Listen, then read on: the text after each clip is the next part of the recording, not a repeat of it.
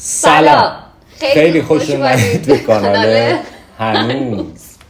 بچه‌ها من پیش بابت ژولیدگی خودم موهام و این حالتم عذرخواهی میکنم، ولی خب دیگه خیلی دوست داریم جو ویدیوهای یوتیوبمون خیلی خودمونی باشه دیگه، همینجوری بیایم بشینیم و منم سردم نیستیدم این لباس قشنگه.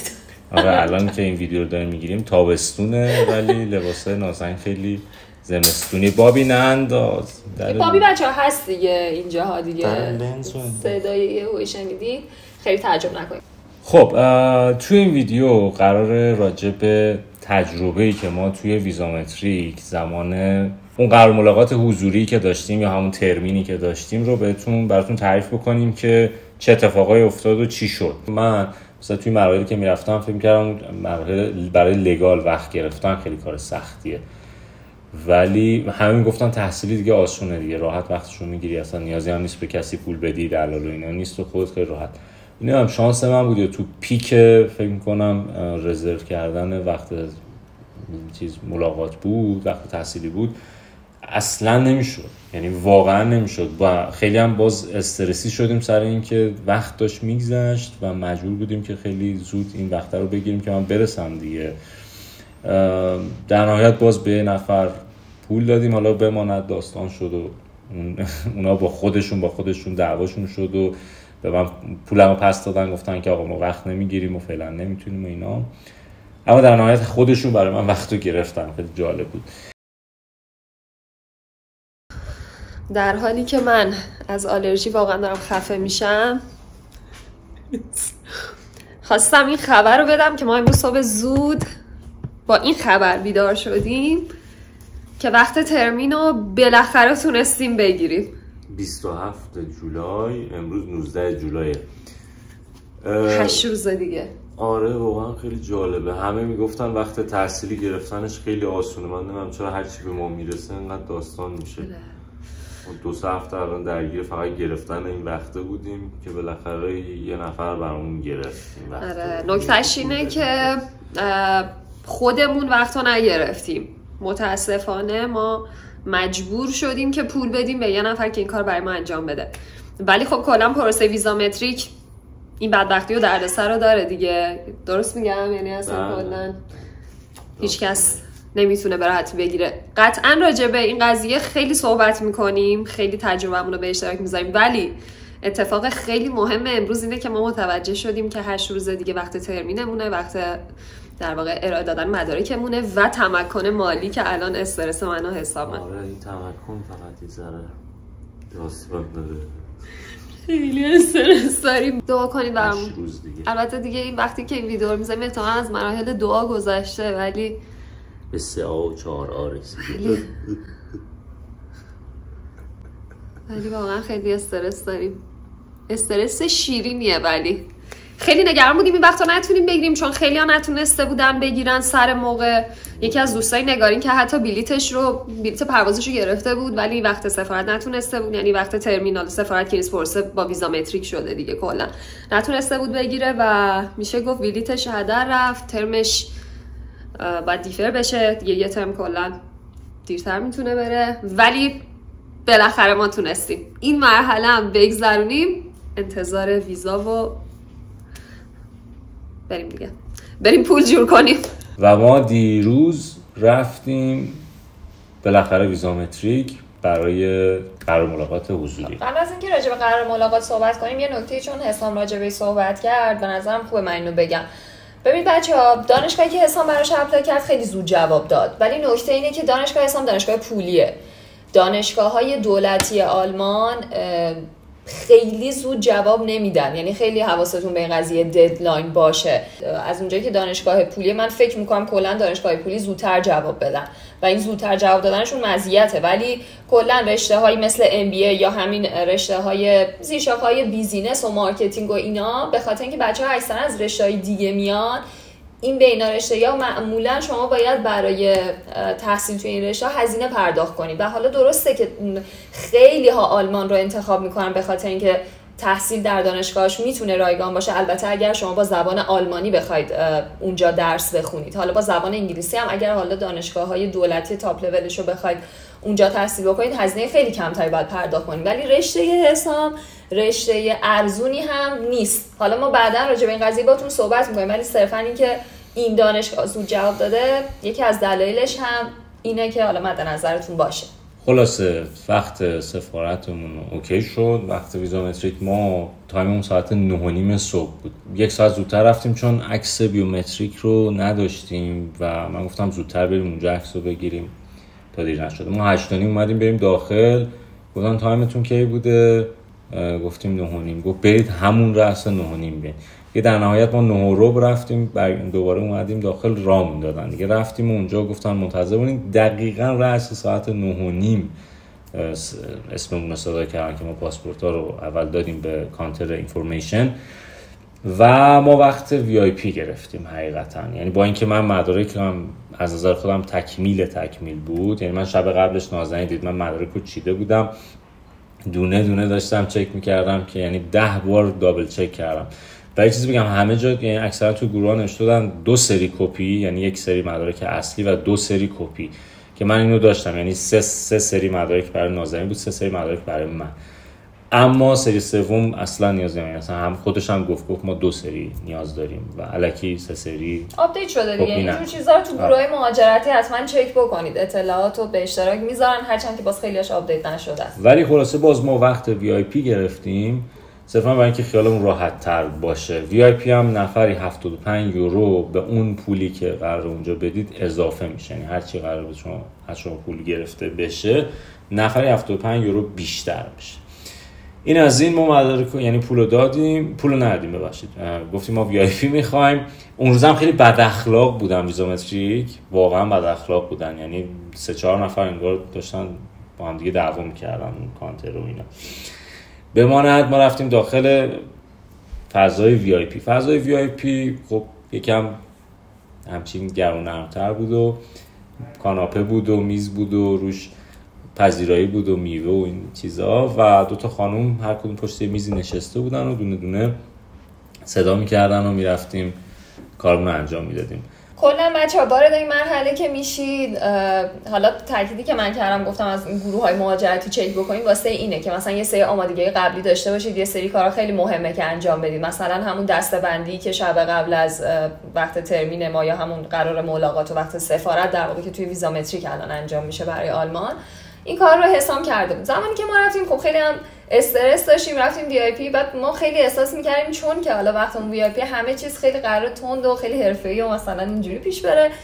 وقتی که رفتیم 1 نفر جلوی ما بود، یعنی 2 نفر پشت حالا 2 تا میز بودن، یکیشون یه دختر خانومی بود که 1 ساعت و ربع کارش طول کشید. این بنده خدا نه تنها هیچ فرمی پر نکرده بود از قبل، بلکه حتی دسته‌بندی نکرده بود. یعنی اون خانومی که پشت میز بود وقتی بهش میگفت مثلا فلان برگر رو به من بده، حتی برگاشو از تو کیفش در نیاورده بود، یعنی مثلا برمیش از تو کیفش یکی در میآورد و اینقدر این آدم باعث شد که ما استرسمون بیشتر شه، چون انتظارمون بیش از حد تصورمون بود. ما خودمون فکر کنم 2 ساعت منتظر بودیم، یعنی ما که رفته بودیم هزینه کرده بودیم مثلا توی VIP همه چیز خیلی ریلکس و سریع بگذره، 2 ساعت منتظر نه اصلا سریع نمیگذشت. البته از طرفی هم خب خیالمون خیلی راحت شد چون دیدیم که اون 2 نفر خیلی صبورن، یعنی اصلا خیلی عجیب غریب صبور بودن. اصلا نکته VIP بچه‌ها همینه، نکتهش اینه که پرونده های شما حالا اون دسته‌بندیاتون کامل چک میشه، شما حتی در حین اون چک کردن مدارکتون میتونید ازشون سوال بپرسید. من حساب که کلی سوال پرسیدیم چون نوبتمون که شد. یه دختر خانم جوونی بود، حالا ایرانی هم هستن دیگه، کلا کادر ویزامتریک همه ایرانی هم و خیلی خوش برخورد بود. ما دیگه رفاقتی من وسطای 4 تا سوالم ازش پرسیدم خارج از قضیه و اینا. اول از من مدارکمو خواست، یعنی گفت اول اصل مدارک و 1 سری کپی رو به من بده و من اینا رو به همون ترتیبی که توی اون لیستای که توی گروه ها هست من چیده بودم. چون اولی عکس بیومتریک رو من پرسیدم، گفتش نیازی نیست بهتون میگم که برید بگیرید. این دونه دونه نگاه میکرد، مدارک رو نگاه میکرد، بعد کپیاشو نگاه میکرد، چک کرد همینجوری تا آخر و بعد مدارک پیوست که نازنین باشه رو گرفت، اونم به همین ترتیب چک کرد همه چی درست. بعد شروع میکنه دونه دونه حالا از اول اصلاح کرد، مثلا فرم ویدکس رو دونه دونه میاد سوالاشو چک میکنه، هر جایی رو اگه ننوشته باشی یا مثلا اشتباه نوشته باشی اینا رو درست میکنه دونه دونه شروع میکنه فرما رو چک کردن و بعد میره سراغ حالا فرم آنلاین و هر جایی که ایراد باشه و اینا رو براتون برطرف میکنه. اینش خب حسن وقت وی آی پیه. تو وقت در واقع وقت غیر وی آی پی مثل اینکه اونقدی حوصله ندارن و تندتر میخوان انجام بشه و مثل اینکه در حد 3 تا سوال رو اگر ننوشته باشید بهتون زمان میده که پر کنید. نمیدونم چون ما تجربه اونور نداشتیم، نمیتونم با قطعیت صحبت. البته مزیت اصلی وقت وی آی پی اینه که شما اگر نقصی مدارک داشته باشید که براتون چک میشه همونجا، 1 هفته به شما زمان داده میشه که اون نقصی رو برطرف بکنید. ولی توی وقت عادی شما همون در حدی که حالا بتونی مثلا فلان چیزو داری یا نداری و اینا، که حالا اونم باز بستگی به حوصله اون طرف داره، شاید که حتی این کارو هم نکنه. توی وقت عادی به شما وقت داده نمیشه نقصی مدارکتون رو خیلی جدی بخواید برطرف کنید. ولی این وقت توی وی آی پی البته جلوی ما یه بنده خدایی بود. مشکلش چی بود؟ دانشگاهی براش، یعنی چیزی مشکلی تو دانشگاهش بود که اونو گفت که کلا یعنی کارشو انجام نداد، یعنی مثل اینکه نقصیش خیلی نقصی درشتی بود. نه مثلا یه دسته پرونده رو انگار مثلا از اون چیزایی که لازم بود. نه یه مشکل توی مدرک دانشگاهش بود انگار. خلاصه بعد اینکه همه اینا رو چک کرد پرسید، گفتش اول از کدومتون مصاحبه کنم، با کدومتون مصاحبه کنم، که دیگه من گفتم لیدیز فرست. با نازنین مصاحبه کرد به زبان آلمانی، چون خب نازنین مدرک آیه که آلمانی باید ارائه میداد. خب همین الان رفتیم سرتیفیکیت آلمانی نازنین خانم گرفتیم و با نمره 91. من 2 هفته خوندم کمتر، حتی کمتر، کلا 2 هفته شد. من سفر بودم، حساب منو ثبت نام کرد، من برگشتم با استرس یک کتاب تو 2 روز تموم کردم. دیگه تموم شد، آسونه. اصل کارو کردی دیگه. آره دیگه بریم آلمان. و با من به زبان انگلیسی، به خاطر اینکه خب من آیلتس ارائه داده بودم و کورس من چون اینترنشنال 2 انگلیسی بود، من باید مدرک انگلیسی، یعنی هر مدرک هر زبانی رو که اونجا ارائه میدین، چه انگلیسی چه آلمانی، با همون زبان باهاتون مصاحبه میکنه. اما سوالاش خیلی آسونه و یعنی واقعا هیچ استرسی نباید داشته باشین. سوالی که از من پرسید شروعش که اصلا خیلی خنده دار بود بچه‌ها. حالا استرس که طبیعیه، استرس خود منم واقعا خیلی داشتم، ولی مصاحبه یه دیپند همراه در سطح همون آیه که مدرکشو از شما میخوان. پس کلا اینو باید بدونید که از یک دسته بیشتر نیست، سوالا فراتر یعنی نمیره. از من اینو پرسید که به صورت مثلا کلاس خصوصی بود یا رفتی مؤسسه زبان خوندی. بعد اینکه چون قبلش صحبت شده بود و متوجه شده بود که من دانشجوی زبان ادبیات فرانسه بودم، از من پرسید که فرانسوی به نظر سخت‌تره یا آلمانی، معلمت کی بوده، و اینکه به من گفتش که چند سال متأهلی. کلا فکر کنم مثلا سرجم 5 تا سوال از من پرسید. البته راستشو بگم برای خودم مثلا برای یه سوالش با اینکه مثلا بعدش داشتم فکر می‌کردم چقدر مسخره بود، یکم تپته کردم تا جواب بدم. جواب دادم ولی خب استرس اونجا خیلی طبیعیه، چون واقعا اینکه آدم به خودش میگه مصاحبه به زبان آلمانی استرس میگه. ولی سوالش از حسام هم راحت بود با اینکه انگلیسی. از منم راجع به سطحش بالاتر بود، یعنی راجع به کار و اینا پرسید. نه سوالا که کلا خیلی سوالای ساده و معمولی بود. کارت چیه و چیکار می‌کنی؟ اصلا خیلی از بعد تمرین می‌کنن. از خود همون کاری که گفتم شروع کرد چند تا سوال راجع به اون کار پرسید و اینا، خیلی ساده. بعد دیگه تموم شد و گفت کار شما اینجا تموم شده.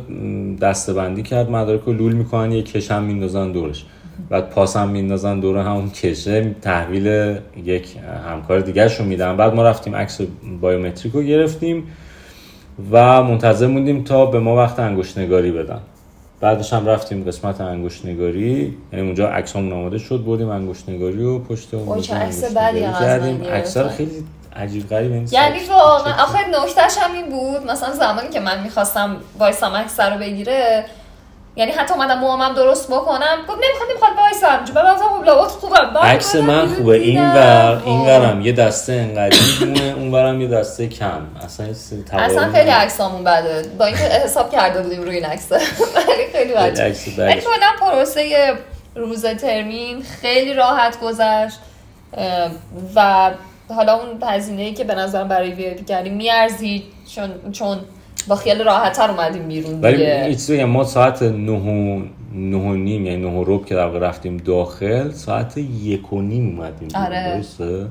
یعنی دیگه داشتیم میمردیم از گروه. دقیقاً. آخه ما تصورمون هم از وقت وی آی پی این بود که خیلی سریع میریم، گفتم اینو، ولی خب تصوراتمون از این جهت به هم ریخت. حالا شما هم اگر نمیدونید خوبه بدونید، ولی کلا وقت گرفتن 2 تا وقت هست دیگه، یعنی یک وقت پرایم هم میشه گرفت که نه وقت پرایم خارج از تایم داره، خارج از تایم داره، ولی خب اونم در نهایت چون وقتی پرایم هم به واسطه پرایم هم میرید یعنی باز میتونن وی آی پی وقت بگیرن، درسته؟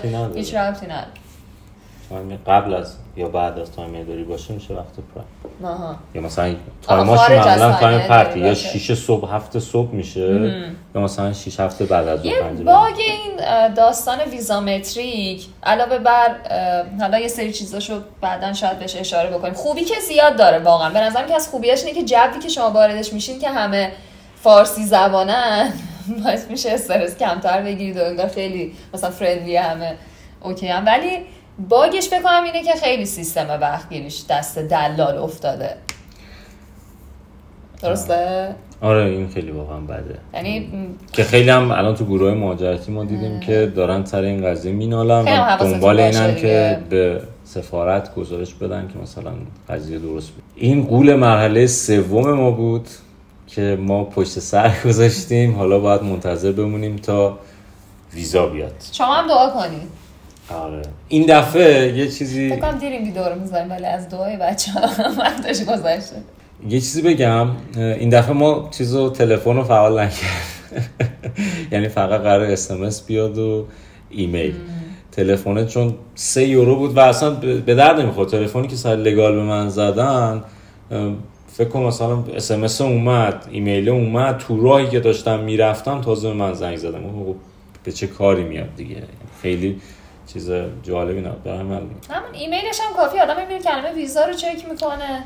نه خب ایمیل ممکنه آدم اینترنت نداشته باشه. آره اس ولی دیگه میاد دیگه. من برای لگالم اول اس اومد، این مثلا خیلی چیز. خب همین به نظرم خیلی طولانی هم نشه. بچه‌ها اگر سوالی بود یا چیزی دوست داشتین ما در موردش صحبت بکنیم به نظرم برای ما اینا رو بنویسید که ما مد نظرمون باشه. شاید ما این مقدار الان تمرکزمون کم باشه، خیلی خوب دسته‌بندی نکنیم توی توضیحاتمون، خیلی خوب حتی شاید دقیق نگیم همه چیزو. با این خونه هم کم کم باید با این خونه خداحافظی بکنیم کم کم. البته نمیدونم شاید زمانی که این ویدیو رو میذاریم از این خونه رفته باشیم. بله خب اگه ویزا نیاد که همینجا میمونیم. آره حالا به هر حال نه دیگه از این خونه که میری. من 4 ماه پیش به صاحبخونه گفتم که ما آخر شهریور پا میشیم. ما خیلی اعتماد داریم. چقدر من اون موقع انگار مطمئن بودم. واقعا هنوز هیچی نه به دار نه به هیچی نه اپلای هیچ کاری نکردم. گفتم من مثل ما باشی خودتون بندازید وسط معرکه، حالا یا میشه یا نمیشه، ولی به اطرافیانتون خیلی نگید، بذارید. خب ما هم بهش نگفتیم.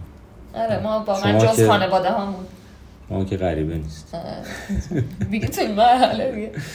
خب امیدوارم که ویدیو رو دوست داشتیده بودید. خیاب نکام جان چون قراره به انگلیسی تحصیل من فارسی کلی کم. ولی بچه جدا یادمون رفت درخواست سابسکرایب بکنیم اگر که دوست داشتید. درخواست سابسکرایب بکنیم سابسکرایب بکنید و اینکه موهای من موهامو میبینم باورم نمیشه. خب تا ویدیوی بعدی خدا نگهدار.